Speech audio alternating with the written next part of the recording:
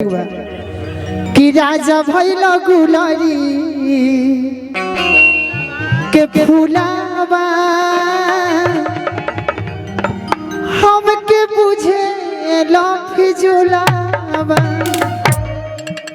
रुद्र प्रताप जी के फरमाइश बा कि पिया भइल गुलरी के हो फूल कि छोड़ी गवना हरी में हरिया कि कवन सबतिया हरे मरले बेमातिया। वाह वाह काजी जी जैसे ऐसा मुस्काई ना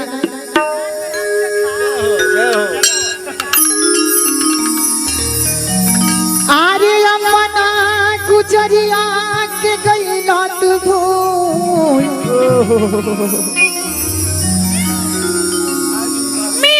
सुनी सुनी ला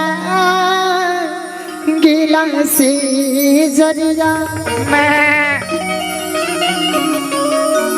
अब तो पिया भइला गुलारी के हो छोड़ी गवना हरि में हरिया भइला गुलारी के हो फूल छोड़ी गवना हरि में हरिया।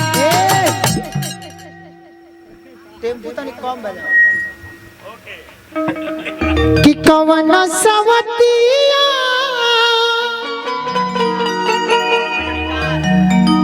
अरे मरले बेमातिया।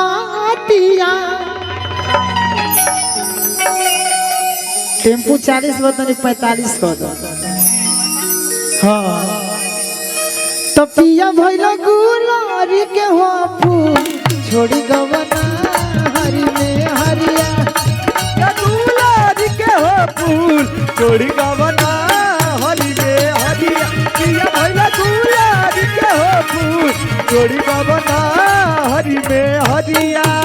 कि कवन सबतिया मरले बेमतिया कवन सबतिया मरले बेमतिया आपना गुजरिया के कइला तू भूल कि सुनी सुनी ला गेला सजरिया सुनी सुनी ला गेला सजरिया पिया भइल गुलारी के हो फूल छोड़ी गवना हरि में हरिया। पिया भइला गुलारी के हो फूल छोड़ी गवना हरि में हरिया।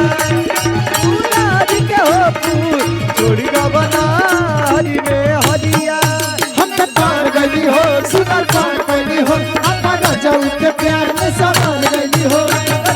एक खुशी रहे लगवारे एक खुशी रहे लगवारे सखिया दुलारे आय हरे सखी पियावा दुलारे आय हरे सखी पियावा दुलारे आय हरे सखी पियावा पिया भइल गुलारी के हो फूल छोड़ी गवना हरि में हरिया। पिया भइला गुलारी के हो फूल छोड़ी गवना हरि में हरिया। मेरा रू कहत गा यदि बाहरा से घरे नहीं ओई बकिया भारत से घर नहीं आई बपिया। सच कहता नि जिंदा ना कोई बकिया न कोई पपिया सच कहता नि जिंदा न कोई पपिया। यदि बाहरा से घरे नहीं आई बकिया सच कहता नि जिंदा ना कोई बकिया घरे नहीं आई पपिया सच कहता नि जिंदा न कोई पपिया। अतना सताइबो पछ पछ कइबो अतना सताइबो पछ पछ कइबो देर जदी होई जाई फसरी पछू कि मन मन लागेला समरिया दिल मन लागेला समरिया पिया भइल गुलारी के हो छोड़ी गवना हरि में हरिया। पिया भइला गुलारी के हो फूल छोड़ी गवना हरि में हरिया। पिया भइल गुलारी के हो फूल छोड़ी गवना हरि में हरिया। गुलारी के हो फूल छोड़ी गवना हरि में हरिया। ये हमारे संतोष गुप्ता ये हमारे कुदरा निवासी संतोष गुप्ता और कमल बैंगल्स के मालिक कमल रस्तोगी जी की तरफ से ये बबलू शेरावत जी के बहुत बहुत पुरस्कार हमारा तरफ से दिल से प्रणाम आशीर्वाद के प्रतीक्षा। मेहरारू कहत है का कहतरी ई राजा काला साड़ी लई हो कमर में छिप लई हो कमर में छिप जाए राजा काला साड़ी लई हो कमर में छिप जाए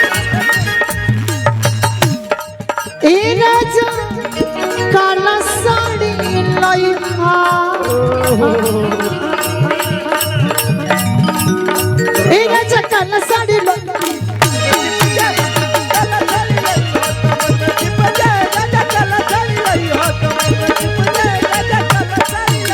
और कहत है नैहर पहिनी मायरे मोर बरजे नैहर पहिनी भौजे मोरी बरजे नैहर में पहिरी भौजे मोरी बरजे साड़ी ससुरा में साड़ी ससुरा में साड़ी ससुरा में पहिनी कमर में छिप जाए राजा काला साड़ी लई हो कमर में छिप जाए राजा काला साड़ी लई हो दिया भैया पूरा हरि के हो फूल छोड़ी गवना हरि में हरिया दिया भैया गुलाब के हो फूल छोड़ी गवना हरि में हरिया। जब सतीश जी इतना बात सुन लिया तो फोन पर बेचारे कहत है वहाँ के का कहता है काहे रोवा ताड़ुआ रोवा काहे रोवा तारुआ रोवा बतारू काहे रोवा तारुआ रोवा बतारू काम धंधा छोड़ा बोला बतारू काम धंधा छोड़ा के बोला बतारू और करिका उपैया बोलो और हमारे राम परवेश गुरु जी मेरे आवाज को सुनते हो तो मन को चले आए। ए बबीता जी हाँ जी सतीश जी का आपने नाम लिए हैं पन्या रेस्टोरेंट।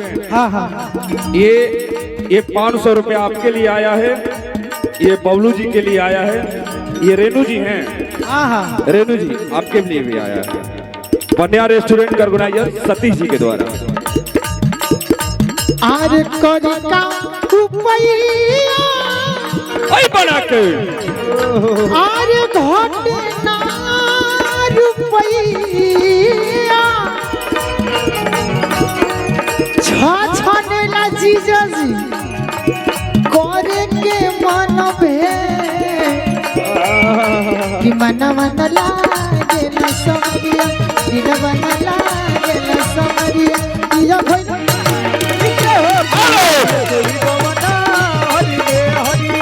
या भइल मुरारी के हो फूल छोड़ी गवना हरि में हरिया या भइल के हो छोड़ी गवना हरि में हरिया। मेरा रू कहत है ए राजा छने छने बदले छने छने बदले छने छने बदले तोहरो मिजाज रजऊ धोखेबाज रजऊ उड़नबाज रजऊ तोहरा आदत से तोहरा आदत से भइनी कवा रजऊ धोखेबाज उड़न बाज राजू तोके बाज राजू के हो छोड़ी गवना हरि में हरिया दिया भैया गुलाब के हो छोड़ी गवना हरि में हरिया। कहत है रुक हेलो और हम चाहेंगे मेरी आवाज वहां तक जा रही है, हमारे गार्जियन मंच पर थोड़ा पानी भेजवाने का काम करें। आदरणीय बड़े भाई श्री शंकर सिंह जी से मैं चाहूंगा और इसी के साथ साथ इधर हमारे शांति दुर्गा पूजा समिति, बबीता जी जी थोड़ा सा इधर आ जाइए आप। इधर हमारे शांति दुर्गा पूजा समिति मोहनिया रोड कोचस का अध्यक्ष अरविंद यादव जी, कोषाध्यक्ष बंटी यादव जी और इसी के साथ साथ बड़े भाई मनोज यादव जी करहगर से आरजेडी के वरिष्ठ नेता और पूरे टीम का मैं अभिनंदन करता हूं। और श्री